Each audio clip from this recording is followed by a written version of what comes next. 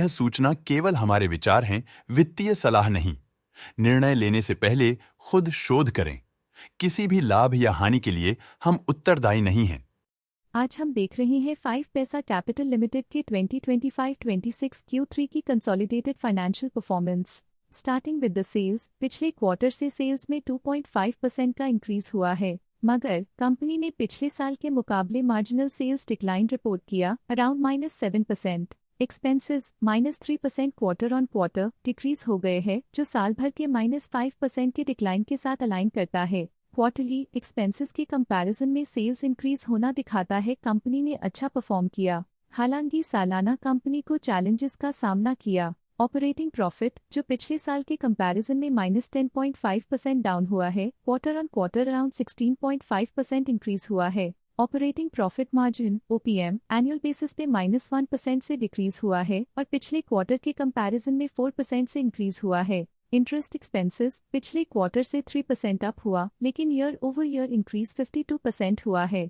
Depreciation costs में quarterly -9.5% का decline देखने को मिला और ईयरली बेसिस पे -30.5% का डिक्रीज देखा गया। Profit before tax annually -23% decrease हुआ, लेकिन प्रीसीडिंग क्वार्टर से 30% बढ़ा है। इस साल कंपनी ने 25% टैक्स पे किया और क्वार्टरली कंपनी ने 25.5% टैक्स पे किया है। नेट प्रॉफिट ने ईयर ऑन ईयर -24% का डिक्लाइन दिखाया, लेकिन लास्ट क्वार्टर से 30% का इंक्रीज हुआ है। इस क्वार्टर में कंपनी का परफॉर्मेंस अच्छा रहा और स्ट्रॉन्ग ऑपरेशनल मैनेजमेंट दिखाया। वहीं अगर एनुअल एनालिसिस की बात करें तो साल के दौरान कंपनी का परफॉर्मेंस अच्छा नहीं रहा। नेगेटिव नेट प्रॉफिट का मतलब है कि कंपनी प्रॉफिट के कंपैरिजन में नुकसान उठा रही है। अर्निंग्स पर शेयर (EPS) में ईयरली -24% का डिक्रीज देखा गया, लेकिन क्वार्टरली में 29.5% की बढ़ोतरी भी नजर आई। इस क्वार्टर में कंपनी का EPS अच्छा रहा और स्ट्रॉन्ग मैनेजमेंट दिखाया। 5 पैसा कैपिटल लिमिटेड के फाइनेंशियल स्नैपशॉट को रिव्यू करते हुए कुछ मुख्य ट्रेंड्स सामने आए हैं जो कंपनी की परफॉर्मेंस पर रोशनी डालते हैं।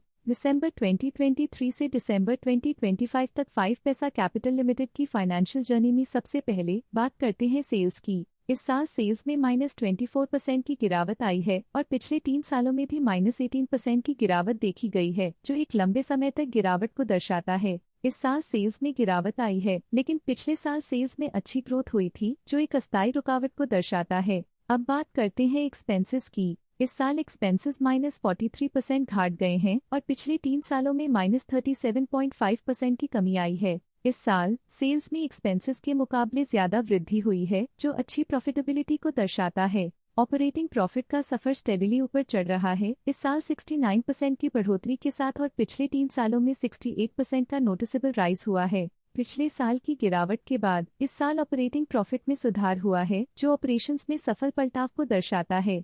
कठिन दौर से गुजरते हुए नेट प्रॉफिट में इस साल -50% की गिरावट आई है, जो पिछले 3 सालों में -49.5% की गिरावट के साथ चुनौती पेश करता है। इस साल नेट प्रॉफिट में आई कमी के बावजूद पिछले साल की पॉजिटिव वृद्धि एक अस्थायी मार्केट एडजस्टमेंट को दर्शाता है। EPS के लिए रास्ता कठिन रहा है। इस साल EPS -51% डिक्रीज हुआ और पिछले 3 सालों में कुल मिलाकर -51% की गिरावट हुई है। लगातार 2 साल से EPS गिर रहा है, जो ऑनगोइंग चैलेंजेस को दर्शाता है और स्ट्रेटेजिक रीवैल्यूएशन की जरूरत को बताता है।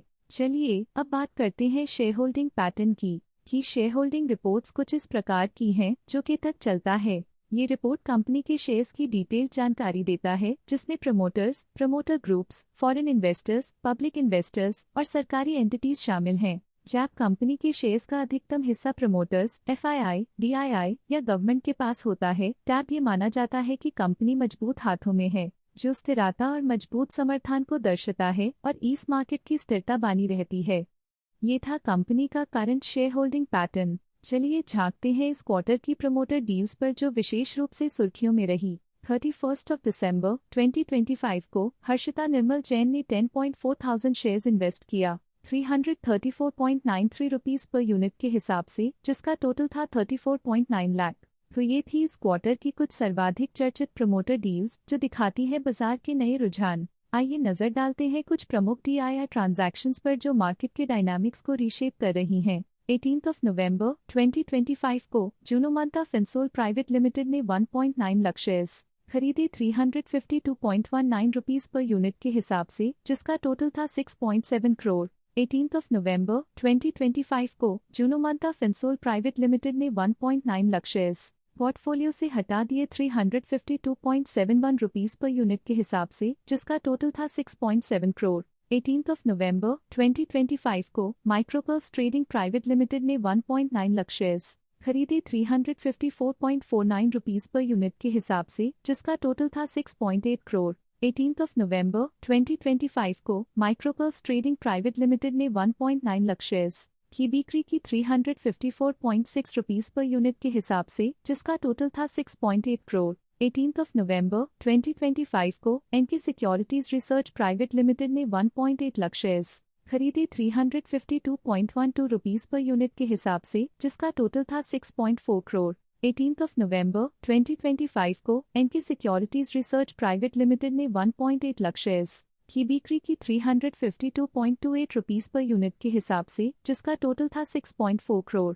17 नवंबर 2025 को D3 स्टॉक विजन LLP ने 1.8 लाख शेयर्स खरीद लिए 289.55 रुपीस पर यूनिट के हिसाब से, जिसका टोटल था 5.1 करोड़।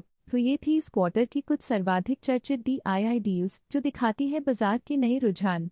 आज के लिए फाइनेंशियल सेक्टर में इतना ही। देखने के लिए धन्यवाद।